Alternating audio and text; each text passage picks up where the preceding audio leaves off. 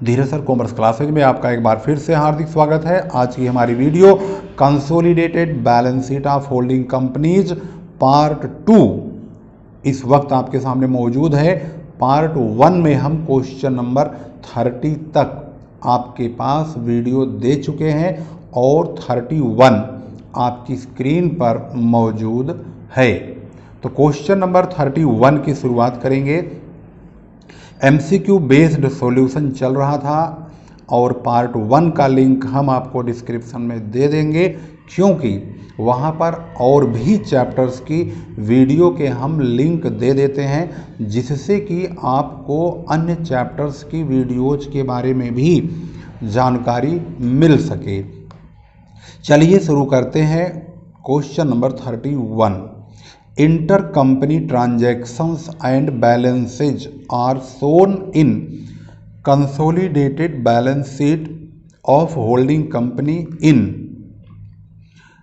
आंतरिक जो holding company और सब्सिडरी कंपनी आपस में लेन देन करते हैं उसको कंसोलिडेटेड बैलेंस शीट में होल्डिंग कंपनी कहाँ दिखाती है? क्या उसको statement of profit and loss में, डिवेंचर अकाउंट में, फिक्स एसेट्स अकाउंट में, या देयर इज नो एंट्री, या इसकी कोई एंट्री नहीं होती है? तो इसका सही जवाब है इसकी कोई एंट्री नहीं होती है, क्योंकि बैलेंस शीट में जो आंतरिक लेन देन होंगे माल खरीदने बेचने का, वह एक दूसरे के लिए होंगे तो सही, लेकिन उस पर क्योंकि कंट्रोल होल्डिंग कंपनी का हो चुका होता है तो वह सारा का सारा होल्डिंग कंपनी के अंडर में ही लेन देन माना जाएगा।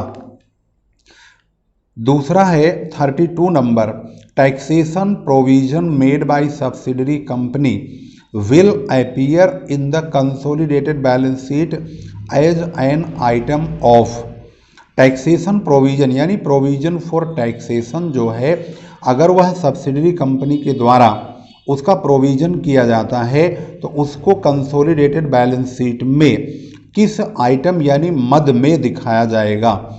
क्या वह रिवेन्यू प्रॉफिट है, माइनॉरिटी इंटरेस्ट है, या करंट लायबिलिटीज है, या इनमें से कुछ भी नहीं है?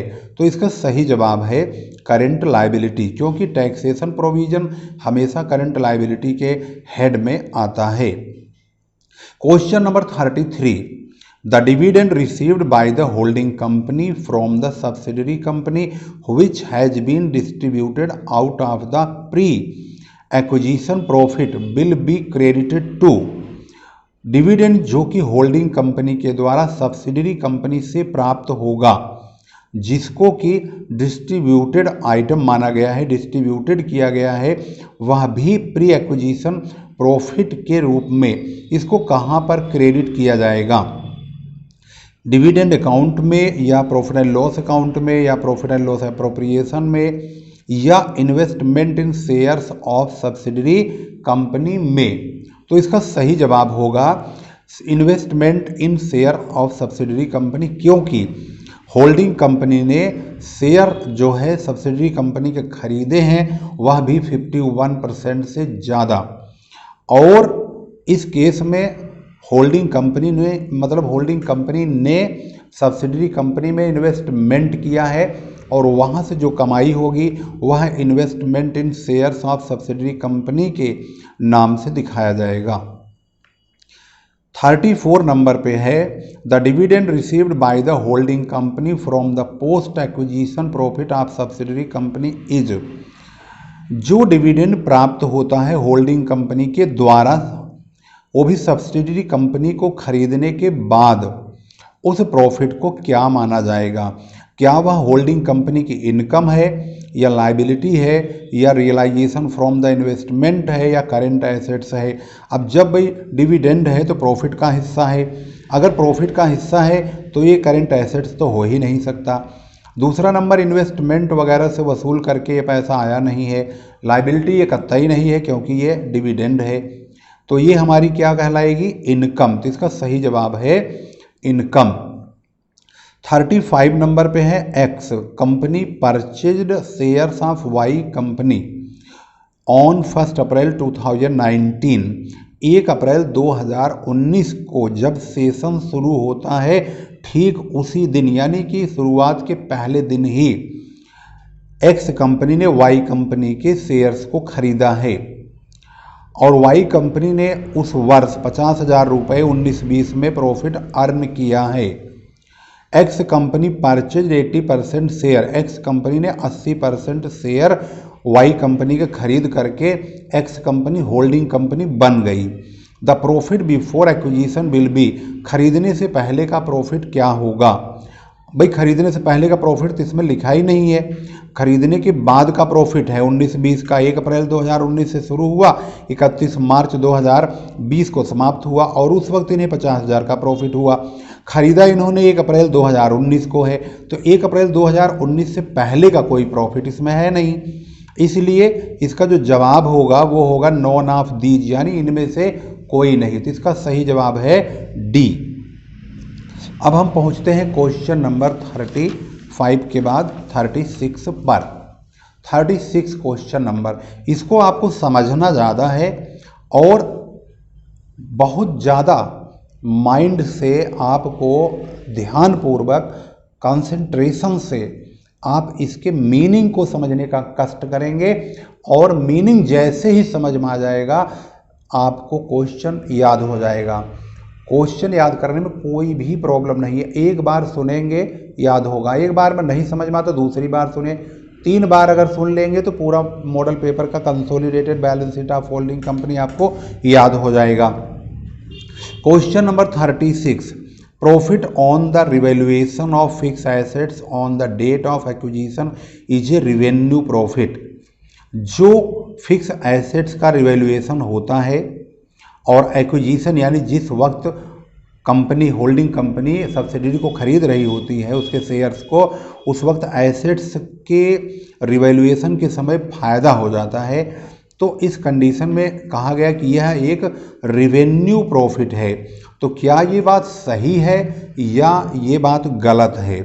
तो ये रिवेन्यू प्रॉफिट तो नहीं है, क्योंकि रिवेन्यू प्रॉफिट तो होता है रोज़मर्रा के ट्रांजैक्शन से होने वाले फ़ायदे को, इसलिए इसका जो सही जवाब है वो होता है, ये तो भाई कैपिटल प्रॉफिट होगा, लेकिन इसमें कहा गया है कि ट्रू है कि फॉल्स है कि कैन नॉट से है कि डाउटफुल है, तो फॉल्स है, मतलब ये गलत है, इसे रिवेन्यू प्रॉफिट नहीं कहेंगे। 37 नंबर क्वेश्चन पे है, यानी इसका जवाब जो है वो है बी। और क्वेश्चन नंबर 37 में आफ्टर परचेजिंग द होल्डिंग, मतलब purchasing the share of a subsidiary company, capital reserve is recorded under the head. जब कोई होल्डिंग कंपनी सब्सिडरी कंपनी के शेयर को खरीद लेती है उस वक्त कैपिटल रिजर्व होता है, तो उसको किस हेड में बैलेंस शीट में होल्डिंग कंपनी अपने कंसोलिडेटेड बैलेंस शीट में रिकॉर्ड करेगी, लिखेगी? क्या वो हेड एसेट्स है, क्या वो रिजर्व एंड सरप्लस है, या वो दोनों है, या इनमें से कोई नहीं? तो इसका सही जवाब है रिजर्व एंड सरप्लस। इसकी हेडिंग है रिजर्व एंड सरप्लस की, जिसमें कि ये कैपिटल रिजर्व का अमाउंट इस्तेमाल किया जाएगा। इसके बाद है 38 question number, if the preference shares of a subsidiary company are not purchased by holding company. अगर प्रिफरेंस शेयर्स जो सब्सिडरी कंपनी के होते हैं, सहायक कंपनी के, उसको अगर होल्डिंग कंपनी नहीं खरीदती है, it will be shown in consolidated balance sheet as. इसको बैलेंस शीट जो कंसोलिडेटेड बैलेंस शीट बनाई जाती है उसमें दिखाएंगे माइनॉरिटी इंटरेस्ट के रूप में, शेयर कैपिटल के रूप में, दोनों के रूप में, या इनमें से किसी भी रूप में नहीं। तो भाई जब कंसोलिडेटेड बैलेंस शीट बनाई जाएगी और जो कंपनी सब्सिडरी बन चुकी है तो उसमें जितना भी हिस्सा बचेगा वो माइनॉरिटी इंटरेस्ट के नाम से जाना जाएगा, क्योंकि प्रेफरेंस शेयर होल्डर जो होते हैं ऐसे शेयर होते हैं उनके पास जो कि जिन पे प्राथमिकता होती है, जो कि असली मालिक तो इक्विटी शेयर होल्डर होते हैं। तो इक्विटी शेयर होल्डरों के ऊपर होल्डिंग कंपनी का कब्जा हो गया है, तो प्रेफरेंस शेयर होल्डर तो एक माइनॉरिटी के रूप में वहाँ पर जाने जाएंगे, तो उनका जो लेखा जोखा है माइनॉरिटी इंटरेस्ट में ही जाना जाएगा। Question number 39, higher the pre acquisition profit will be the cost of control. Higher the pre acquisition profit, अगर प्रॉफिट जो खरीदने से पहले का जो प्रॉफिट होता है, सब्सिडरी कंपनी को खरीदने से पहले का प्रॉफिट अगर उच्च है यानी ज़्यादा है, तो will be the cost of control, तो क्या उस वक्त कॉस्ट ऑफ कंट्रोल भी हायर होगा या लोअर होगा या नॉमिनल होगा या नॉन ऑफ दीज होगा। तो ऐसे सिचुएशन में इसका सही जवाब है लोअर, क्योंकि प्री एक्विजिशन का अगर प्रॉफिट होता है ज़्यादा तो कॉस्ट ऑफ कंट्रोल होता है lower. Question number 40, X company purchase share of Y company on 1 September 2019। 2019 1 सितंबर को एक्स कंपनी ने वाई कंपनी के शेयर को परचेज किया। कितना परचेज किया अभी आगे देखेंगे। वाई कंपनी ने प्रॉफिट अर्न किया 50,000 रुपीज का ड्यूरिंग ईयर 19-20 में, और सितंबर 2019 में इन्होंने खरीदा है, और 19-20 में जो सब्सिडरी कंपनी है वाई कंपनी, उन्होंने 50,000 का प्रॉफिट अर्न किया है। तो क्वेश्चन में लिखा है द प्रॉफिट बिफोर एक्विजिशन, खरीदने से पहले का प्रॉफिट क्या होगा। तो भाई खरीदने से पहले का जो प्रॉफिट होगा वो कितनी तारीख का और कितने समय का होगा, यह प्रश्न है।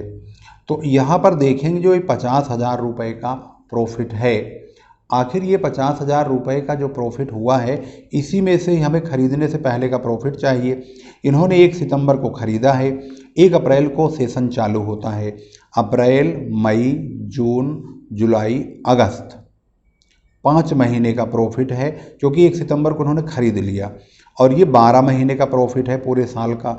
तो हम 50,000 में से सिर्फ 5 महीने का प्रॉफिट लेंगे। तो अगर हमें इसको कैलकुलेट करना है तो हम निकालेंगे कैसे, 50,000 यानी 50,000 इंटू 5/12 काटेंगे, तो हमें जो रकम प्राप्त होगी उसी को ही हम प्री एक्विजिशन प्रॉफिट कहेंगे, उस समय का जो कि हमने खरीदा है उससे पहले का। यानी अगर हम जानने की कोशिश करें 50,000 इंटू 5/12, तो ये प्रॉफिट आता है 20,833.33।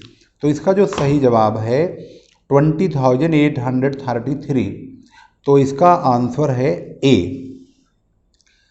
उसके बाद आता है question number 41, A subsidiary company has losses of 60,000 after acquisition of shares by holding company, share of holding company is 70%, what entry will be passed by holding company.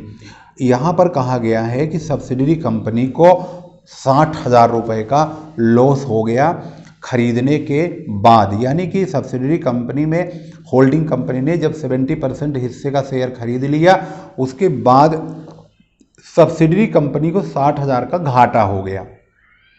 तब होल्डिंग कंपनी उस घाटे के बारे में अपने 70% के हिस्से के लिए क्या एंट्री पास करेगी, क्योंकि इससे लॉस हो रहा है तो भाई होल्डिंग कंपनी को भी 70% का नुकसान तो होएगा ही होएगा। उसके लिए इनको एक स्पेशल प्रोविज़न करना पड़ेगा। 60,000 का यानी 60,000 का 70% अगर काटते हैं 7×42 यानी कि 42,000 रुपये का लॉस होगा। उसके लिए 42,000 की जो एंट्री होगी वो होगी statement of profit and loss account को करेंगे डेबिट, और provision for loss in S company, S जो है सब्सिडरी कंपनी है, इस कंपनी के नाम के लॉस को प्रोविजन के नाम से लिखेंगे, और ये 42,000 का होगा। तो इसका जो सही जवाब है वो है सी। क्वेश्चन नंबर है 42, हम इसको समझा भी रहे हैं, हिंदी में भी बता रहे हैं आपको, अंग्रेजी में भी, यानी दोनों मेथड से आपको हम क्लियर कराने की कोशिश कर रहे हैं, जिससे कि आप इसको एक बार समझें और आपको ये पूरी तरह से याद हो जाना चाहिए।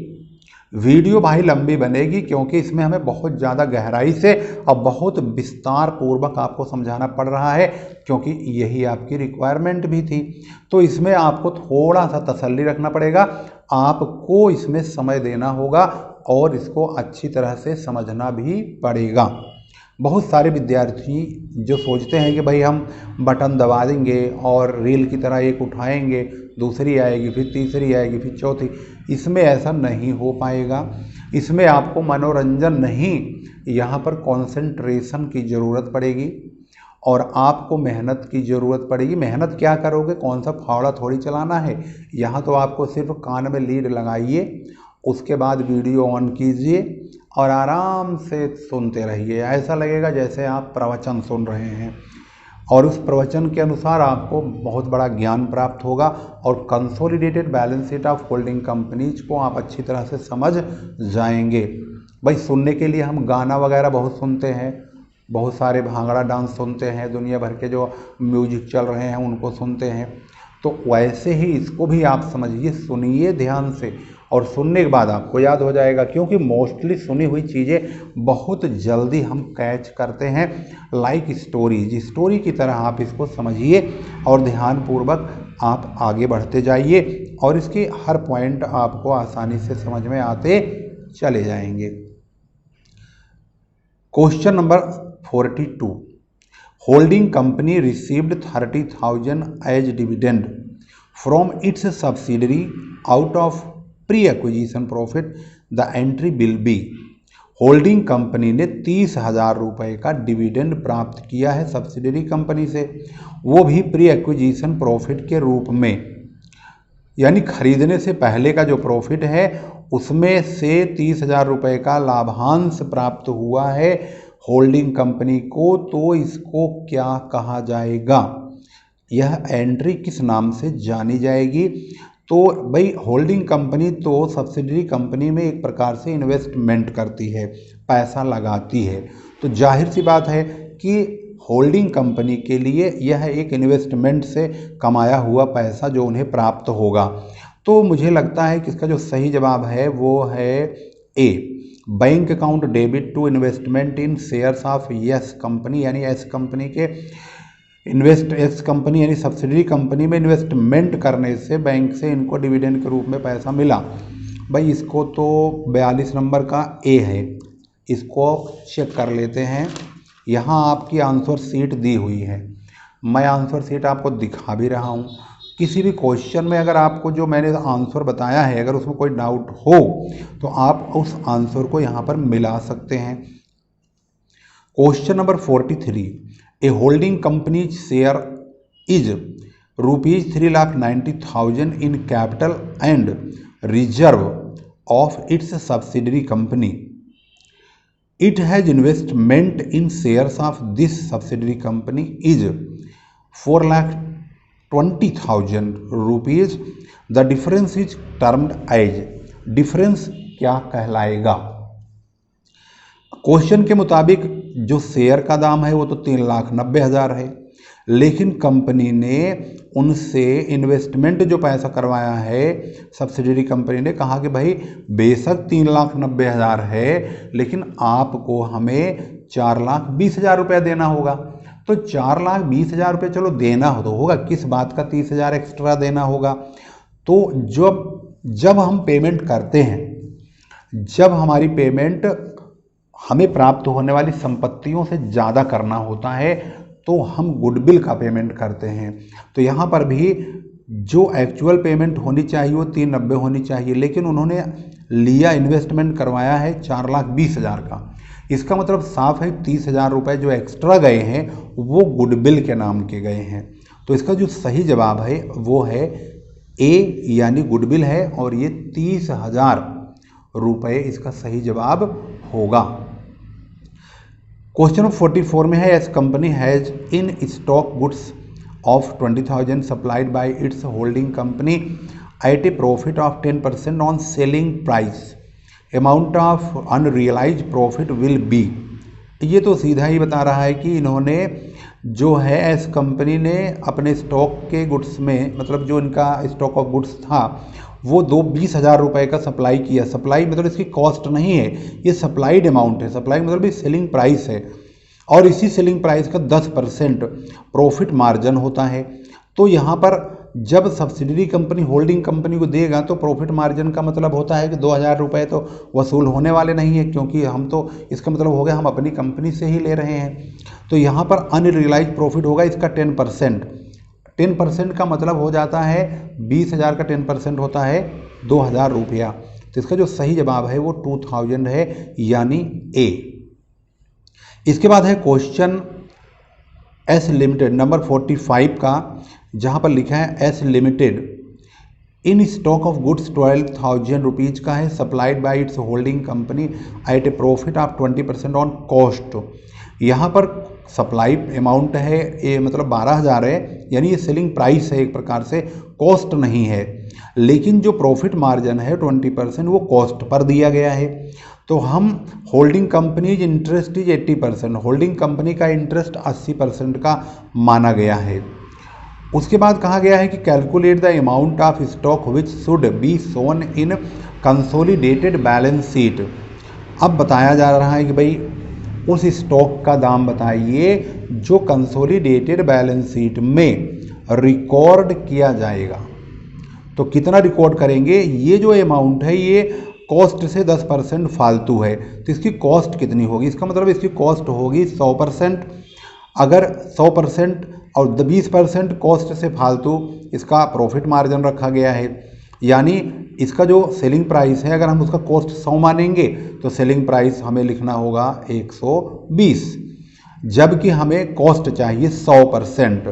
तो हम 12,000 का 100 से मल्टीप्लाई करेंगे और 120 से डिवाइड करेंगे, यानी 12,000 जो वैल्यू है ये 120% है, जबकि हमें 100% चाहिए। तो हम इसमें 100 की मल्टीप्लाई करेंगे और 120 से डिवाइड करेंगे, तो जो 100% की वैल्यू है वो आएगी 10,000। इसका मतलब है इसकी कॉस्ट का जो अमाउंट है वो होगा 10,000। तो इसका सही जवाब है बी। 45 का सही जवाब होना चाहिए बी, और ये सही है। Question number 46, dividend payable by the holding company is 2 lakh rupees and by 100% owned subsidiary 50,000 rupees. What amount should be shown in the consolidated balance sheet as dividend payable? Question को बहुत ध्यान से आपको समझना होगा। क्वेश्चन में लिखा है डिविडेंड जो होल्डिंग कंपनी को पेएबल है वो 2 लाख है, एंड बाई 100% आउंड सब्सिडरी कंपनी 50, और इन्होंने सब्सिडरी कंपनी को 100% ले लिया है। तो अब बोलते हैं कि what amount should be shown in consolidated balance sheet as dividend payable. तो डिविडेंड पेएबल कितना होगा? डिविडेंड पेएबल पूरा 2 लाख रुपया होगा, क्योंकि सब्सिडरी कंपनी ने 100% ले लिया है। जब 100% ले लिया है तो उसका जो डिविडेंड होगा 2 लाख रुपए पूरे के पूरा सब्सिडरी कंपनी का ही माना जाएगा। तो इसका जो सही जवाब है 46 का वो है बी, 2 लाख रुपए, यानी 2 लाख पर पूरा का पूरा अधिकार होल्डिंग कंपनी का हो जाएगा। क्वेश्चन नंबर 47, अगर 47 को देखेंगे तो यहाँ है on 30 June 2019 H limited acquired 2/3 of the shares of S limited. यहाँ पर होल्डिंग लिमिटेड, यानी होल्डिंग मान लो इसको, एच लिमिटेड को होल्डिंग कंपनी है और एस लिमिटेड सब्सिडरी कंपनी है।